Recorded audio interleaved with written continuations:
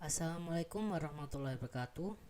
Kami dari kelompok Deadlock dan Starvision yang beranggotakan Erfaza Gulam Ahmad dengan NIM 1202347 dan Ponco Condro Khairullah dengan NIM 1202372 akan menjelaskan apa itu Deadlock dan Starvision.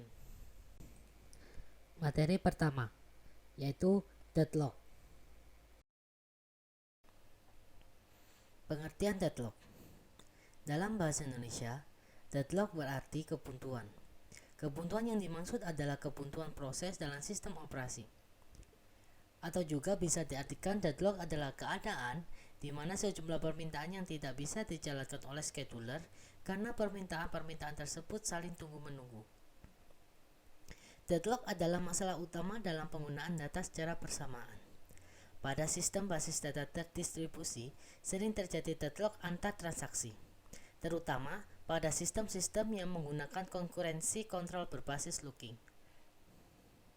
Sistem basis data terdistribusi adalah sebuah sistem basis data yang berisikan sekumpulan bagian di mana tiap-tiap bagian dapat berpartisipasi dalam pengeksekusian transaksi-transaksi yang mengakses data pada satu bagian atau beberapa bagian. Penyebab deadlock. Deadlock bisa terjadi karena beberapa hal, yakni karena mutual exclusion, karena hold and wait, karena no preemption, dan karena circular wait. Mutual exclusion.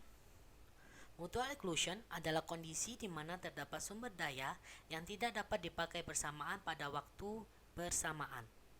Kondisi ini juga disebut sumber daya kritis. Bagian program yang menggunakan sumber daya kritis tersebut disebut critical region atau section. Hanya satu program pada suatu saat yang diizinkan masuk ke critical region. Misalnya, ada sebuah jaringan komputer sebuah bank, di mana server untuk menyimpannya data terpusat. Seorang nasabah dapat melakukan penyimpanan maupun penarikan dari cabang mana saja dan kapan saja, termasuk pengambilan lewat ATM. Sehingga, jika ingin data tepat, jika ada salah satu nasabah melakukan transaksi, record nasabah bersangkutan harus dikunci supaya record tersebut tidak dapat diakses oleh orang lain. Setelah transaksi selesai, record tempat data nasabah disimpan, record baru dibuka kembali. Ini adalah salah satu contoh penjaminan bahwa satu sumber daya hanya bisa dipakai oleh satu proses. Hold and wait. Proses yang sedang memakai sumber daya boleh meminta sumber daya lagi. Maksudnya, menunggu hingga benar-benar sumber daya yang diminta tidak dipakai oleh proses lain. Hal ini dapat menyebabkan kelaparan sumber daya, sebab dapat saja sebuah proses tidak mendapat sumber daya dalam waktu yang lama. No preemption. Sumber daya yang ada pada sebuah proses tidak boleh diambil begitu saja oleh proses lainnya. Untuk mendapatkan sumber daya tersebut, maka harus dilepaskan terlebih dahulu oleh proses yang memegangnya. Selain itu, seluruh proses menunggu dan mempersilahkan hanya proses yang memiliki sumber daya yang boleh berjalan. Circular wait, yaitu kondisi yang menyatakan bahwa adanya rantai saling meminta sumber daya yang dimiliki oleh suatu proses oleh proses lainnya. Atau lebih jelasnya, kondisi ini membentuk siklus yang berisi proses-proses yang saling membutuhkan. Contoh, proses pertama membutuhkan sumber daya yang dimiliki proses kedua. Proses kedua membutuhkan sumber daya milik proses ketiga, dan seterusnya sampai proses ke N1 yang membutuhkan sumber daya milik proses ke N. Terakhir, proses ke N membutuhkan sumber daya milik proses yang pertama. Yang terjadi adalah proses-proses tersebut akan selamanya menunggu. Beberapa metode menangani deadlock. 1. Pencegahan dengan cara meniadakan mutual exclusion, meniadakan hold and wait, meniadakan no preemption, dan meniadakan menunggu sirkular. Penanganan ini dengan cara mencegah terjadinya salah satu karakteristik deadlock. Penanganan ini dilaksanakan pada saat deadlock belum terjadi pada sistem. Intinya, memastikan agar sistem tidak akan pernah berada pada kondisi deadlock. Metode selanjutnya yaitu penghindaran, yaitu 1. Proses harus menyatakan seluruh sumber daya maksimum yang dibutuhkan sebelum dieksekusi. 2. Ketika eksekusi berlangsung, proses meminta sumber daya yang diperlukan hingga batas maksimum yang dinyatakan di awal. Dan ketiga, proses menyatakan kebutuhan melalui kapasitas sistem tidak akan dieksekusi. Metode selanjutnya yaitu pendeteksian. Untuk mengetahui ada atau tidaknya deadlock dalam suatu graf dapat dilihat dari perputaran dari source yang dimilikinya, yaitu 1. Jika tidak ada perputaran berarti tidak deadlock. 2. Jika ada perputaran, ada potensi terjadinya deadlock. Dan ketiga, resource dengan instan tunggal dan perputaran mengakibatkan deadlock. Perhatikan contoh graf dengan deadlock dan tanpa deadlock berikut ini. Pada gambar graf dengan deadlock, terlihat bahwa ada perputaran yang memungkinkan terjadinya deadlock dan semua sumber daya memiliki satu instan kecuali sumber daya R2. Pada gambar tersebut menunjukkan beberapa hal sebagai berikut. P0 meminta sumber daya R0. R0 mengalokasikan sumber dayanya pada P1. P1 meminta sumber daya R1. R1 mengalokasikan sumber dayanya pada P2. P2 meminta sumber daya R2. R2 mengalokasikan sumber dayanya pada P0 dan P1. Dan R3 mengalokasikan sumber dayanya pada P2.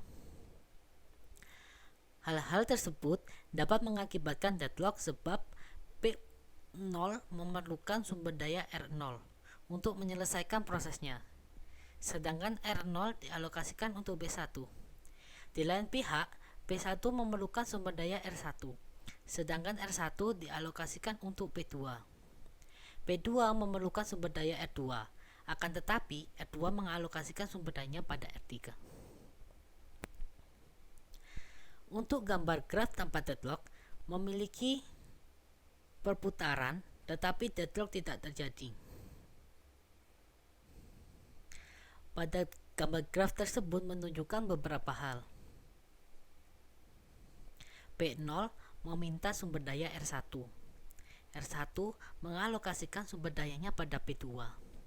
P2 meminta sumber daya R0. R0 mengalokasikan sumber dayanya pada P3. P3 meminta sumber daya R2.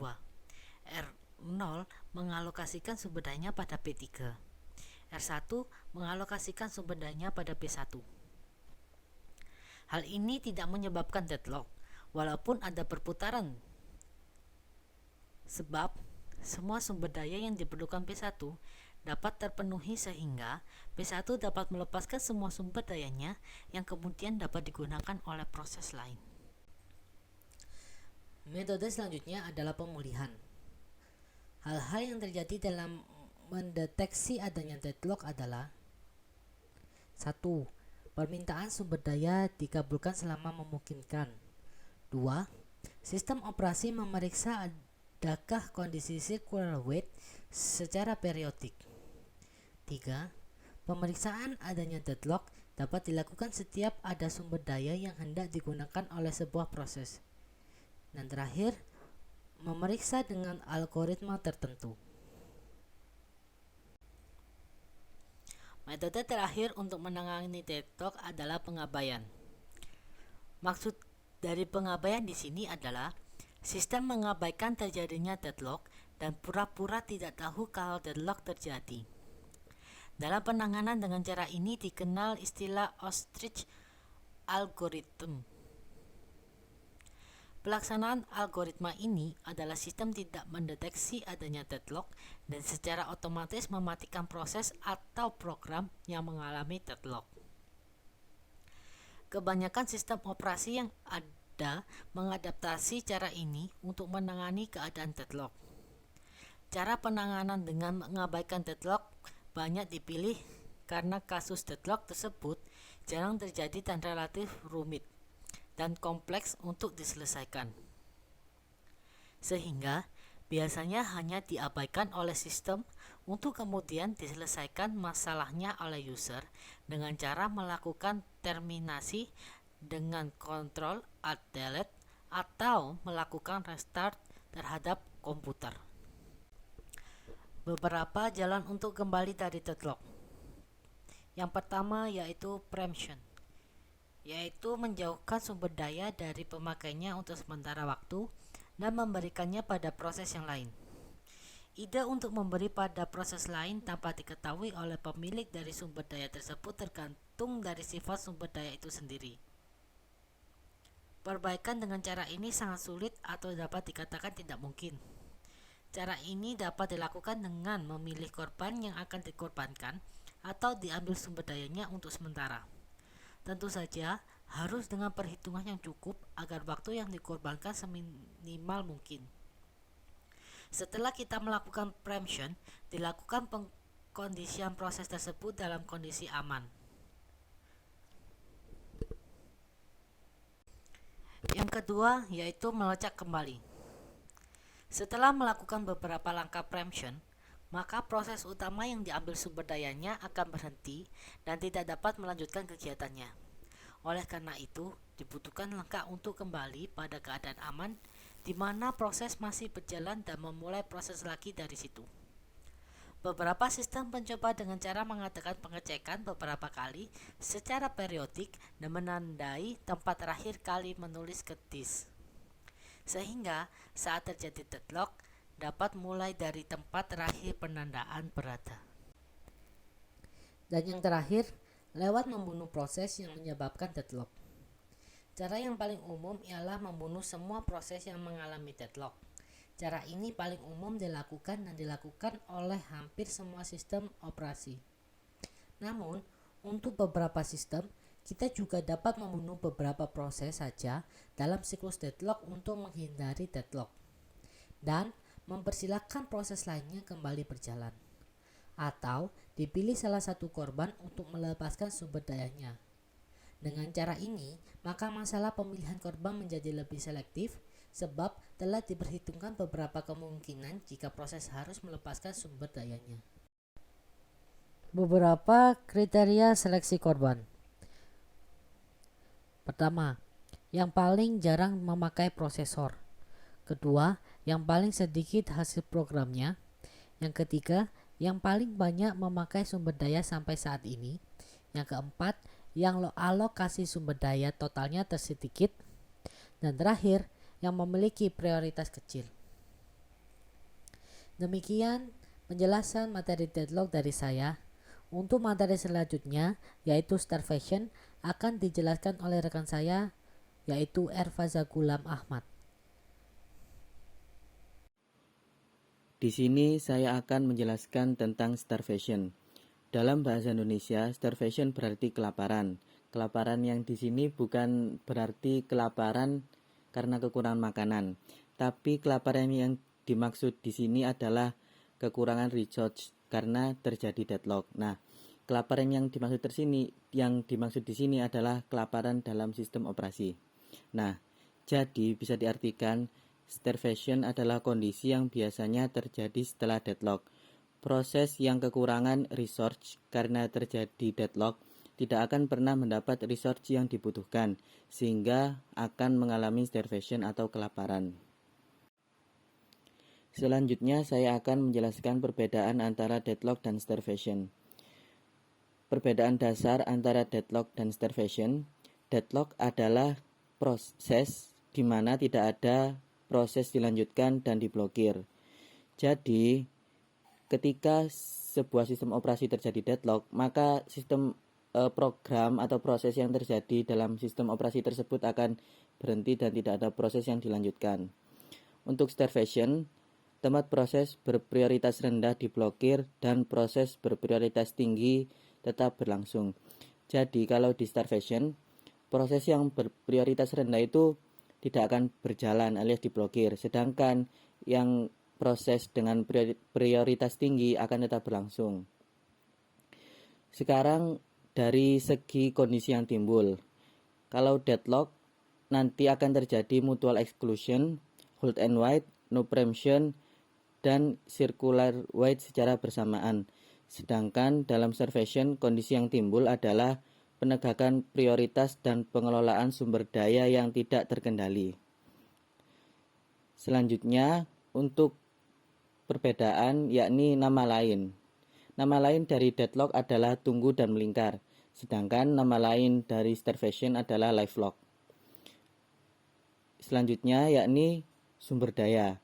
Di deadlock, sumber daya yang diminta diblokir oleh proses lainnya. Sedangkan dalam starvation, sumber daya yang diminta terus digunakan oleh proses prioritas tinggi. Yang terakhir yakni dari segi pencegahan. Deadlock bisa dicegah dengan cara menghindari saling pengecualian, tahan dan tunggu, benar menunggu, dan memungkinkan preemption. Sedangkan starvation bisa dicegah dengan penuaan atau egging. Nah, itu saja penjelasan dari saya tentang starvation dan perbedaan antara deadlock dan starvation. Saya kembalikan kepada Ponco. Terima kasih kepada Faza atas penjelasannya tentang starvation. Dengan demikian, penyampaian materi kami telah selesai. Terima kasih atas perhatiannya. Wassalamualaikum warahmatullahi wabarakatuh.